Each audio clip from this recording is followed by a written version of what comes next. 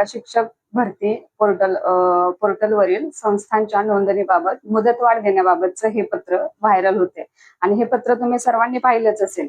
तर काय आहे, सत्यजित तांबे विधान परिषद सदस्य महाराष्ट्र यांनी शासनाकडे मागणी केलेली आहे की पोर्टलवर जाहिरात देण्यासाठीचा जो दिनांक दिला होता, मुदतवाढ दिली होती 15 जून 2026 पर्यंतची, ही मुदत आणखीन वाढवावी असं हे पत्र आहे.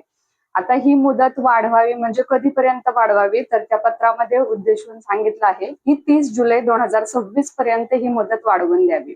आता 30 जुलै म्हटला तर जवळजवळ हा जूनचा अर्धा महिना आणि जुलैचा पूर्ण महिना इतकी ही मुदतवाढ मागितलेली आहे.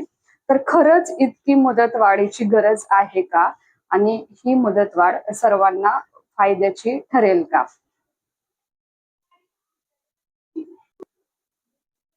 बघा, आपली टेटची परीक्षा होऊन जवळजवळ 1 वर्ष उलटून गेले आणि 1 वर्ष उलटल्यानंतर शासनाची ही जी प्रोसेस सुरू झाली जाहिराती देण्यासाठी, त्यानंतर 1 मे ते 31 मे हा पूर्ण 1 महिना जाहिरात देण्यासाठी होता. तो महिन्यामध्ये काम पूर्ण झालं नाही, रोस्टर तपासणी असेल, बिंदू नामावली वगैरे हे काम पूर्ण झालं नाही, म्हणून 15 दिवसांची मुदतवाढ देण्यात आली.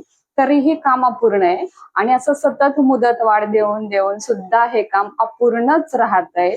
मग शासनाकडे नुसती मुदतवाढ द्या, मुदतवाढ द्या ही विनंती करण्यापेक्षा जे काय मुदत दिलेली आहे ज्या दिवसांची, त्या दिवसांमध्ये हे काम कसं पूर्ण करून घेता येईल असं हे काम पूर्ण करून देण्यासाठी हे लोक का बरं त्यांच्या मागे लागत नाही की त्या मुदतीमध्ये जे काही काम राहिले ते कशा पद्धतीनं पूर्ण करण्यात येईल हे करणं महत्वाचं असं वाटतंय.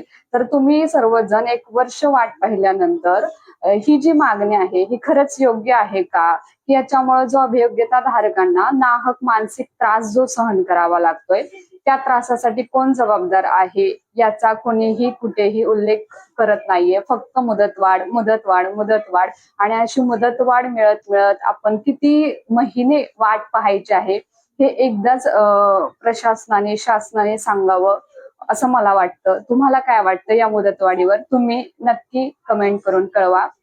धन्यवाद.